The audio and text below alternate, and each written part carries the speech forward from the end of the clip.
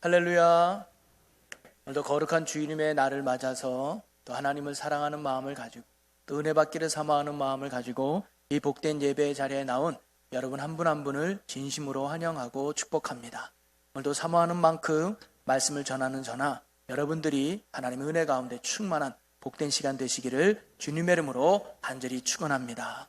우리 옆에 분과 인사 나눴으면 좋겠어요. 잘 나오셨습니다. 반갑습니다. 잘 나오셨습니다. 아멘. 네. 어느 금실 좋은 부부가 있었어요. 그런데 하루는 이 남편이 모텔에 들어갔다가 어느 여인과 함께 나오는 것을 이웃 주민이 목격을 하게 됩니다. 그래가지고 조심스러운 마음으로 이 남편의 아내를 찾아가서 이야기를 하는 거예요. 내가 조심스럽지만 그래도 알았으면 좋겠다는 마음에 내가 목격한 것을 당신한테 말하니 잘 들어보라고. 며칠 전에 당신의 남편이 어떤 아가씨와 함께 모텔에서 나오는 걸 내가 봤다고. 그랬더니 이 아내가 깜짝 놀랄 줄 알았는데 그래요? 알았어요? 대수롭지 않게 받아들이는 거예요.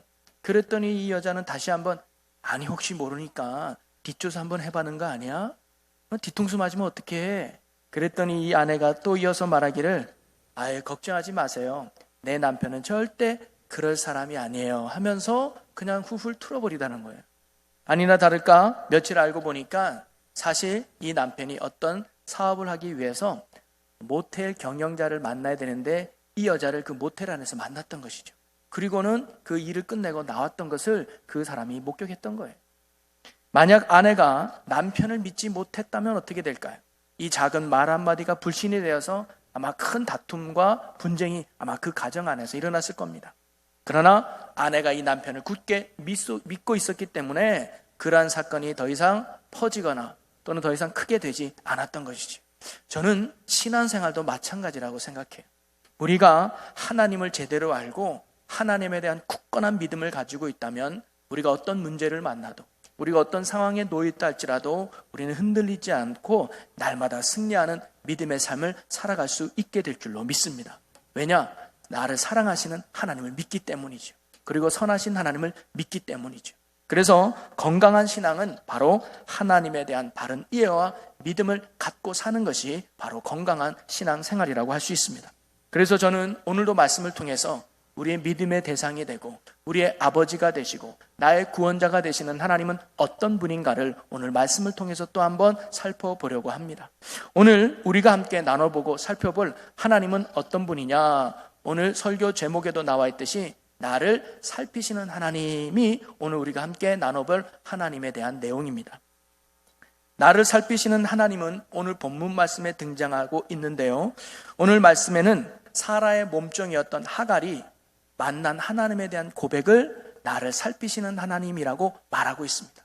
자, 그러면 먼저 하갈이 하나님을 만나게 되는 배경을 오늘 말씀을 먼저 살펴보면 창세기 16장의 전체적인 배경의 말씀입니다. 아브라함이 하나님께서 내가 너로 큰 민족을 이루어 주겠다라는 축복의 약속을 믿고 가나안 땅으로 오게 되지요. 그런데 세월은 점점 흘러가고 나이는 점점 먹어가는데 여전히 아이가 없는 거예요. 그래서 처음에는 자기의 집에서 기른 종을 후사로 삼으려고 했더니 하나님은 아니다.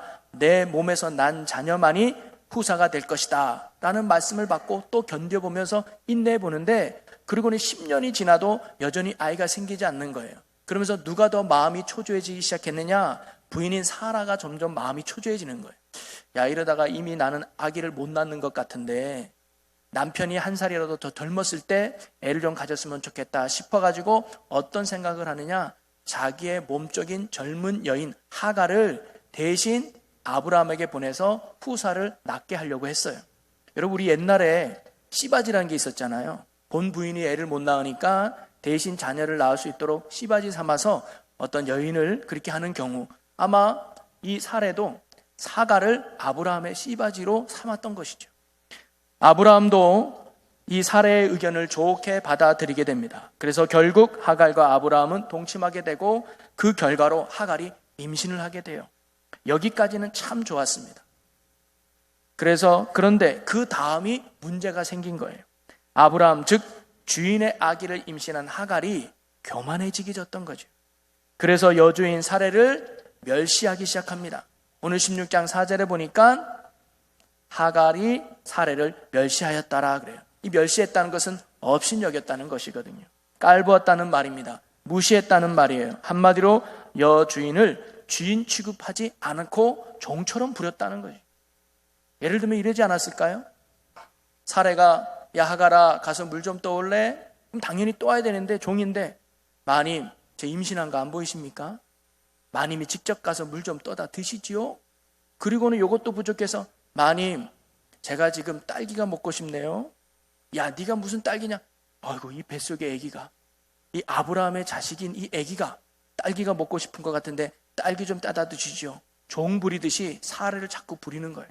그래서 사례는 화가 나고 억울했지만 그래도 아브라함의 자식을 임신하고 있었기 때문에 뭐라 할 수도 없었습니다.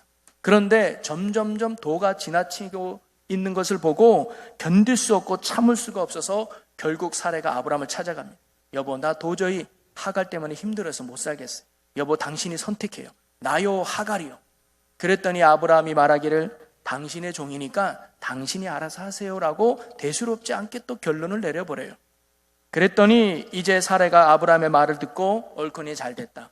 아브라함 백만 믿고 설쳤던 하갈을 이제 내가 혼내줘야지 하면서 그때부터 사레가 하갈을 학대하기 시작합니다. 여러분 말 안 해도 우리가 알잖아요. 여자의 복수가 얼마나 무서운지. 온열에도 서리가 너를 정도로 여자의 한은 심하게 무섭지 않습니까? 그래서 하갈은 이 사라의 학대가 너무나 지나치게 고통스럽고 힘들어서 도저히 견딜 수가 없어서 딥을 뛰쳐나와서 도망치게 돼요. 그것이 오늘 우리가 읽은 본문 말씀 전까지의 배경입니다. 그러면 도망친 이후에 하라의 이야기가 오늘 우리가 읽은 본문 말씀의 내용이죠. 자, 당시에는 자신의 가정과 집을 나왔다는 것은 굉장히 위험한 것이었습니다. 어찌 보면 목숨을 내놓은 거와 마찬가지였죠.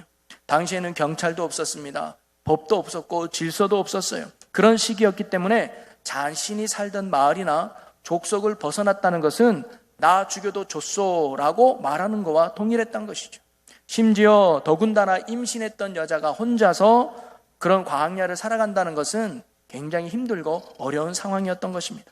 자, 이렇게 사례 학대가 견딜 수 없어서 도망쳤던 하갈의 심정, 마음은 어땠을까요? 하갈의 입장에서 우리가 한번 생각해 보면 하갈은 원래 애굽의 사람이었습니다. 가나안의 사람이 아니고 처음부터 아브라함의 종이었던 건 아니에요.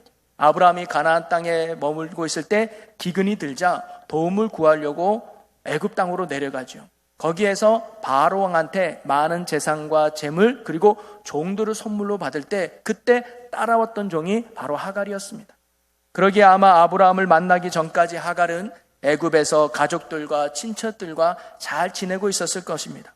그런데 어느 날 왕의 명령을 받아서 한 번도 만나지 못한 아브라함과 사레를 따라다니는 종이 되라는 왕의 명령을 받았을 때 그는 가족과 생이별을 해야 되고 정든 고향을 떠나야만 했습니다. 그래도 어쩔 수가 없죠. 왕의 명령이니까. 그래서 그는 슬픔을 억누르고 그는 사레를 따르게 됩니다. 그리고는 가나안에 정착했어도 나름 열심히 사레를 수종들었어요. 그래서 아마 사레도 보기에 제법 신실하고 또 좋은 여종으로 아마 하갈이 평가받았을 겁니다. 그러니까 아브라함에게 자신을 대신해서 아이를 낳을 수 있도록 추천했던 것이죠. 믿을 만한 했으니까 말이죠. 그래서 어느 날 사레는 하갈을 불렀을 겁니다. 하갈아, 너에게 부탁할 것이 있다. 네, 말씀하시죠, 마님. 너가 주인 아브라함에게 들어가서 내 아이를 좀 낳아줬으면 좋겠다. 그러면 내가 무척 기쁘겠구나. 하갈은요, 선택권이 없었습니다. 종이었기 때문에 시킨 대로 해야 되는 것이 하갈의 역할이었죠. 그래서 그는 그렇게 하기로 합니다. 그래서 주인인 아브라함과 동침하게 되고 몇 개월 뒤에 자신이 임신한 것을 알게 되죠. 아브라함도 기뻤고 여주인도 기뻤고 자신도 기뻤습니다. 자, 그런데 아까도 말했지만 그 다음이 문제가 됐던 거예요. 하갈이 여주인인 사레도 하지 못했던 임신을 했다는 것 사실에 그는 아마 어깨에 힘을 좀 주고 살았는지도 모르겠습니다. 그리고 아브라함이 자신을 대해주는 태도도 달라졌어요. 전에는 종처럼 대해주었던 아브라함이 이제는 자신의 아이를 임신하니까 정말 안주인처럼 정말로 자기를 떠받들어 주는 거예요. 하갈이 일로 와서 앉아. 무리하지 마. 하면서 자기를 잘 대해주는 아브라함의 그런 사랑을 받으면서 자기도 모르게 우쭐거리는 용기가 생겼을지도 모르겠습니다. 그것 때문에 아마 그는 여주인인 사례를 무시하게 되지 않았을까 생각해 봅니다. 호의가 잦아지면 그것이 권리인 줄 안다는 말이 있잖아요. 임신한 하갈을 잘 대해주다 보니까 하갈 자신이 진짜 안주인 되는 것처럼 착각하며 살았던 것이죠.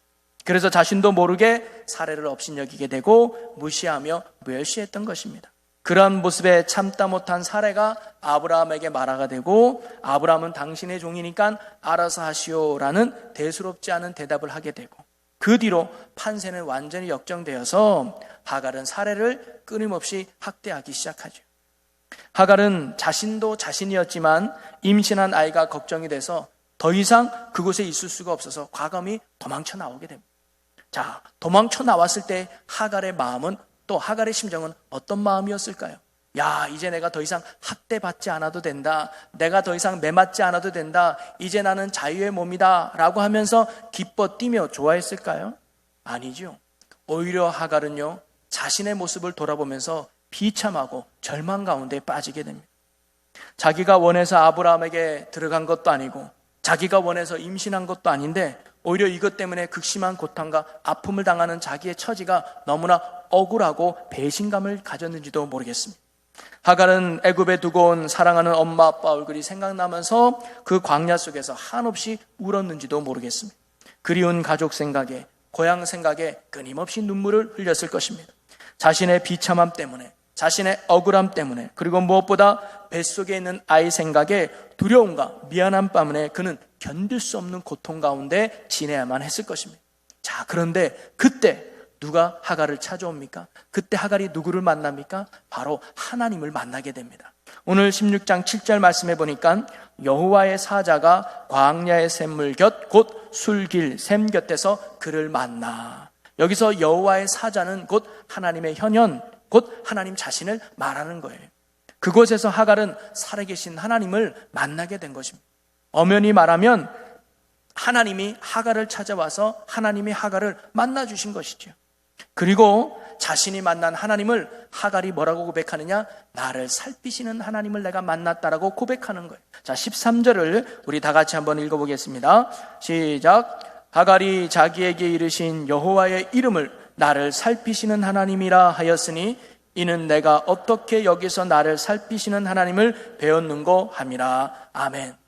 하갈은 그 속에서 절망 가운데, 아픔 가운데 있을 때 하나님을 만나게 됩니다. 그 만난 하나님의 이름을 뭐라고 고백하느냐? 그분은 나를 살피시는 하나님이었다라고 고백하는 거예요. 여러분, 나를 살피시는 하나님, 이 말은 의미가 뭐냐면 히브리 말로 엘로이라는 말을 씁니다. 엘은 우리가 알다시피 하나님을 지칭하는 말이고, 로이는 보다 또는 바라본다, 이런 의미가 있죠. 한마디로 엘로이는 바라보시는 하나님, 보고 계시는 하나님, 살피시는 하나님, 이런 의미가 담겨져 있는 것입니다. 즉 사랑하는 자를 친히 시야에 두시면서 늘 살펴보시는 하나님이라는 의미가 바로 여기에 담겨져 있는 것이죠. 그리고 이것은 진행형입니다. 과거에 본 것이 아니고 미래에 볼 것을 말하는 게 아니고 지금 보고 계시는 하나님을 의미하는 것이죠. 하나님은 언제나 나와 함께 하시면서 나의 모든 것들을 지켜보고 계시는 하나님이 오늘 우리가 믿는 아버지 하나님이신 줄로 믿으시기를 바랍니다. 자, 그렇다면 하갈이 나를 살피시는 하나님이라고 고백한 이유는 어디 있을까요? 하나님은 어떤 분이셨기에 나를 살피시는 하나님이라고 고백할 수 있었을까요? 저는 오늘 세 가지를 통해서 함께 나눠보려고 합니다. 첫째, 나를 살피시는 하나님은 어떤 하나님인가? 바로 나의 모든 것을 알고 계시는 하나님이시기 때문이죠. 이 엘로이라는 말을 할 때 이 로이가 본다라는 의미가 있다고 말씀드렸잖아요. 그 의미 속에는 어떤 또 다른 뜻이 담겨져 있느냐? 알고 있다라는 말이 포함되어 있습니다. 즉 하나님은요, 하갈이 당한 모든 형편과 아픔을 이미 다 알고 있었다는 말이에요. 자, 하나님이 하갈을 찾아왔을 때 하갈을 책망하거나 그의 잘못을 지적하거나 묻지도 않으셨습니다. 오히려 하갈을 만나신 하나님은 하갈에게 이렇게 물어봐요. 8절에 보니까 사라의 종 하갈아, 내가 어디서 왔으며 어디로 가느냐. 정말 하나님이 몰라서 사라가 하갈에게 너 누구냐, 너 어디서 왔냐 이렇게 물어본 게 아니라는 거죠. 하갈의 시선을 하나님께로 고정시키기 위해서, 하갈의 마음을 하나님께로 두기 위해서 하나님이 이런 질문을 하셨던 거예요. 여러분, 베데스다 연못에 보면 38년 동안 병자가 있었습니다. 그때 예수님이 그 병자에게 다가가서 뭐라고 질문하냐면, 내가 낫고자 원하느냐? 아니, 몰라서 물어보냐고요. 다 아는데 하나님이 물어본 이유는 뭐예요? 그 시선을 내게 고정시켜라. 그 마음을 내게 고정시켜라. 그러면 내가 네 문제 해결해 주겠다. 그러면 내가 너의 위로자가 되어주겠다. 하나님의 의도가 거기 담겨져 있는 것이죠. 이미 하나님은 하갈이 사라의 종이란 것도 알고 있었습니다. 그리고 그가 어떠한 비참함과 억울함, 그리고 두려움과 걱정 속에 있는지들 하나님이 뭐예요? 이미 다 알고 있었다는 거죠. 자, 11절 말씀을 또 한번 보겠습니다. 여호와의 사자가 또 그에게 이르되 내가 임신하였은즉 아들을 낳으리니 그 이름을 이스마엘이라 하라. 이는 여호와께서 내 고통을 들으셨음이니라. 이 고통을 들으셨음이니라. 이 들었다는 말의 의미가 뭐냐면, 전에는 몰랐는데 하갈, 지금 네 얘기를 들어보니까 네가 이런 아픔이 있었구나, 네가 이런 고통을 있었구나라고 그때 들었고 깨달았다는 의미가 아니라 이미 하나님께서 그 고통에 대해서, 그 아픔에 대해서 미리 보고 계셨고 알고 계셨다는 의미예요. 그래서 그 고통을 하나님이 알고 있었기 때문에 하갈에게 뭐예요? 하나님이 축복하시고 은혜를 베푸신다는 말씀이죠. 지금 하갈은요, 세상 모든 사람이 자신을 버리고 떠났다고 생각합니다. 내 곁에는 아무도 없다라고 생각했습니다. 그리고 누구도 나의 억울함과 고통을 몰란다고 생각했습니다. 철저하게 자기 혼자만 남겨졌다라는 극심한 절망감에 아마 이 하갈은 마음이 그렇게 절망감 속에 있었을 것입니다. 그런데 그때 바로 살아계신 하나님이 찾아와서 내가 너의 아픔을 안다. 내가 너의 힘듦을 안다. 내가 너의 그 억울함의 배신감을 내가 알고 있단다라고 하나님이 뭐예요? 위로해 주시는 거예요. 여러분, 사람은 누군가가 내 아픔을 이해하고 함께 해주는 것만으로도 큰 위로를 받고 또 마음의 치료를 받죠. 지금 하갈은 자신의 억울함과 두려움과 외로움을 아무도 몰라준다고 생각했지만 하나님은 찾아와서 내가 너의 아픔을 알고 있단다. 하갈아, 네가 얼마나 힘든지 내가 알고 있단다. 이런 위로하시는, 찾아와 주시는, 나의 모든 것을 알고 계시는 하나님을 하갈이 만나게 되지요. 이런 하나님과의 만남으로 하갈은 큰 위로를 받게 되고 마음의 치료를 얻게 된 것입니다. 제 동기 목사님 중에 영동에서 목회하시는 형이 있습니다. 같은 동기지만 나이가 좀 많아서 늦게 목회하시는 분인데, 이분이 수년 전에 둘째 딸이 성탄절 전날 교통사고로 그만 먼저 하나님 나라에 가게 되지요. 처음에는 이 목사님도 도저히 받아들일 수가 없었습니다. 하나님, 왜 내 딸이, 그리고 그것도 성탄절 준비 때문에 그렇게 열심히 하던 내 딸을 하나님 데려가셔야만 했습니까? 그 극심한 고통을 이루 말할 수가 없었다는 거예요. 그런데 어느 날 기도하는 도중에 하나님의 음성이 마음속에 들리는 거예요. 사랑하는 아들아, 내가 네 아픔을 알고 있단다. 그러면서 어떤 생각이 드냐면, 하나님이 그랬구나. 하나님이 하나밖에 없는 독생자 아들 예수 그리스도를 십자가에 죽이셨구나. 그 죽음으로 아들을 내몰았을 때 그 아버지의 마음이 얼마나 힘들었을까. 나보다 더 아팠겠구나. 나보다 더 힘들었겠구나. 그러면서 사랑하는 아들아, 내가 너의 아픔을 안다라는 이 하나님의 외마디 음성이 이 본인에게 얼마나 위로가 되고 힘이 됐는지 모른다. 그래서 그 말 한마디에 힘을 얻고 회복되어서 지금도 목회를 신실하게 열심히 잘하고 있다는 거죠. 여러분, 이처럼 우리가 믿는 하나님은 나를 살피시는 하나님, 언제나 나와 함께 하시면서 나의 모든 형편과 사정과 상황을 다 알고 계시는 하나님이십니다. 그분께 우리의 모든 것을 맡기게 될 때 하나님의 참된 위로가 우리의 삶에 넘치게 될 줄로 믿습니다. 또 하나, 하나님이 우리의 모든 것을 안다는 것은 또 다른 의미가 있습니다. 그것은 뭐냐면, 그러기에 하나님 우리에게 참된 위로를 주실 수 있는 분이라는 거예요. 여러분, 사람의 위로는 말뿐인 경우가 많습니다. 아이고 안타깝네, 아이고 어쩌면 좋아, 내가 기도해 줄게, 아이고 어쩌면 좋아. 말로 끝나는 위로가 사람들은 대부분이죠. 그러나 하나님의 위로는 말로 끝나는 것이 아니라 말을 넘어서 능력이 되고 소망이 되고 참된 회복으로 다가오는 줄로 믿습니다. 오늘 하갈은 그러한 참된 위로의 하나님을 만나게 된 것이지요. 하나님은 아픔과 절망 속에 있는 하갈에게 다음과 같이 말씀하시면서 그에게 소망을 안겨줍니다. 우리 10절과 11절 말씀, 제가 10절, 여러분들이 11절을 함께 읽어보겠습니다. 여호와의 사자가 또 그에게 이르되 내가 내 씨를 크게 번성하여 그 수가 많아 셀 수 없게 하리라.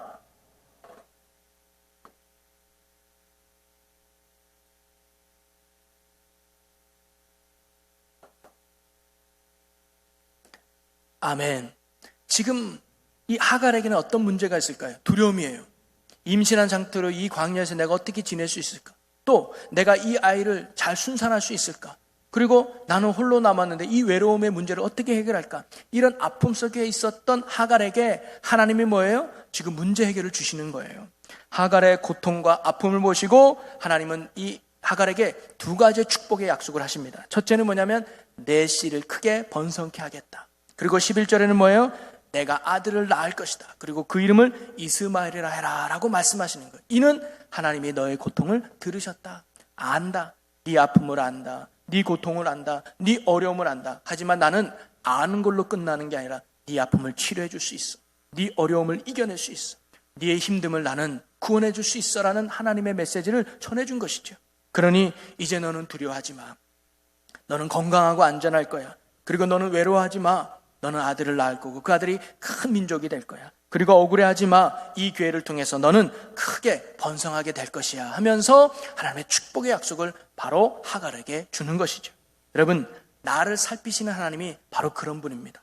우리의 아픔까지도, 우리의 슬픔까지도, 우리의 고통까지도 이해하시고 그 자리에 언제나 함께 하시는 하나님이십니다. 그리고 우리를 그 아픔의 자리에서, 그리고 그 슬픔의 자리에서, 고통의 자리에서 벗어나게 하사 다시금 기쁨과 행복의 자리로 회복시키기를 원하시며 또한 그런 자리로 능히 나갈 수 있도록 하시는 사랑과 능력의 하나님이 오늘 우리가 믿는 아버지 하나님이신 줄로 믿으시기를 바랍니다. 바로 하갈은 이러한 참된 위로가 되시는 나를 살피시는 하나님, 엘로이 하나님을 만남으로 그는 인생의 새로운 삶을 시작할 수 있었던 것이죠.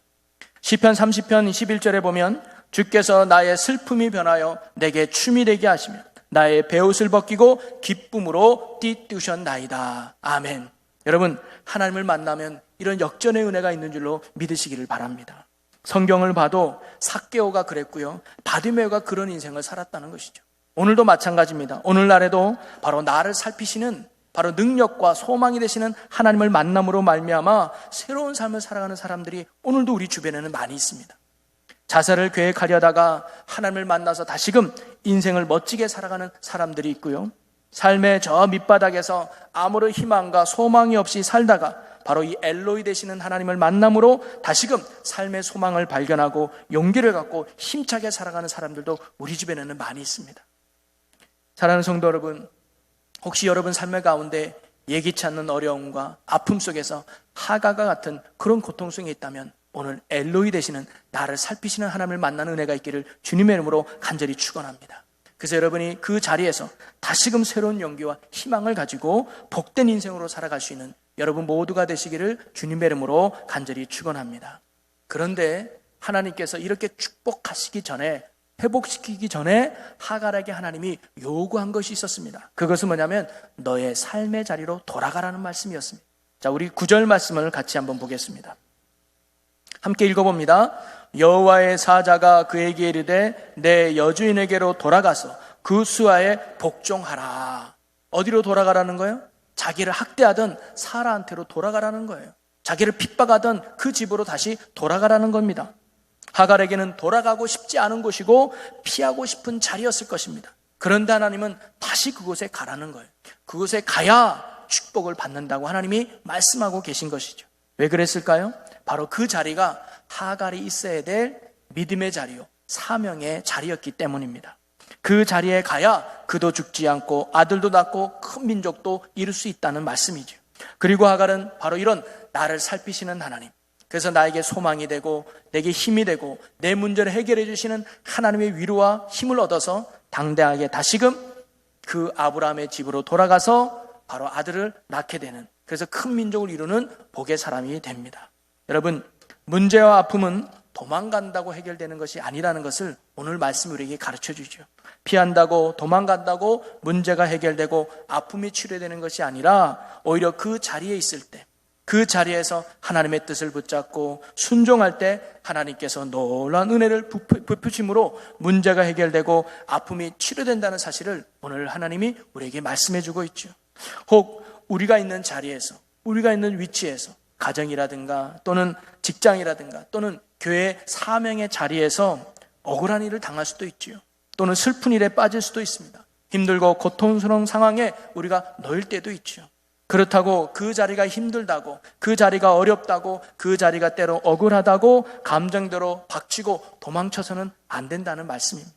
오히려 그때에 바로 엘로이 되시는 하나님, 나의 삶을 모든 것을 살피시고 소망과 용기와 힘을 주시는 그 하나님을 바라봐야 될 믿음의 때인 줄로 믿으시기를 바랍니다.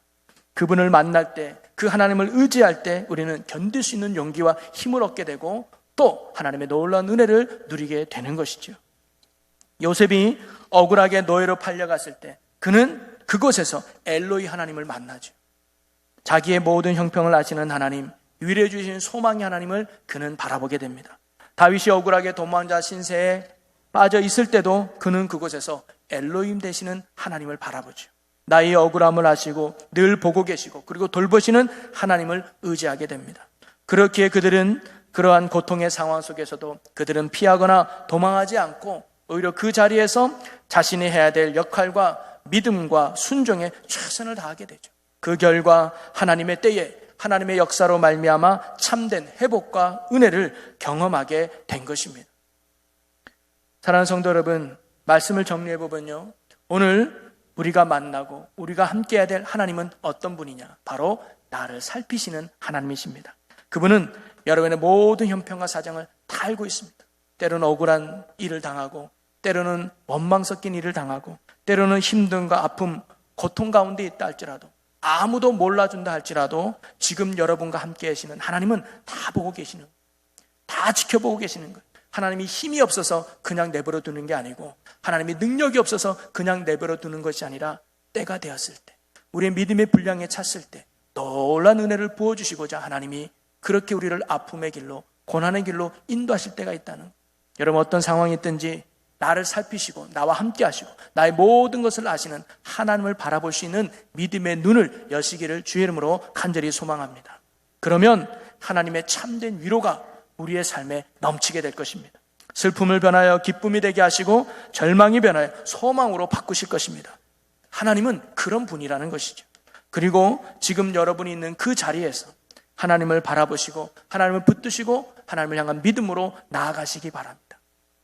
문제가 커서 힘든 것이 아니라, 상황이 나빠서 힘든 것이 아니라 하나님을 우리가 보지 못하기 때문에, 하나님을 우리가 만나지 못했기 때문에, 우리가 하나님과 동행하지 못했기 때문에 그 자리가 힘들고 지치고 어려운 것이지, 나를 살피시는 그 하나님이 함께 하신다면, 나를 사랑하시는 그 하나님이 지금 그 자리와 함께 하신다면 우리는 능히 이겨낼 수 있습니다. 그래서 더 나은 모습으로, 더 성숙한 모습으로 하나님이 우리를 받들어 축복의 길로 인도해 주실 것입니다.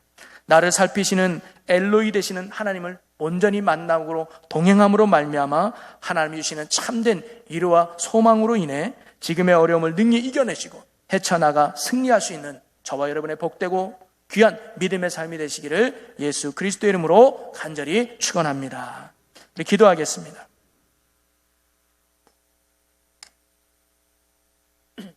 사랑과 은혜 아버지 하나님, 오늘 우리가 하나님에 대해서 나를 언제나 살피시는 사랑의 하나님이심을 깨닫게 하시니 감사합니다. 언제나 내 모든 상황과 형편을 아시며 늘 나와 함께 하시며 내 고통과 문제까지도 아시는 하나님을 우리는 믿습니다.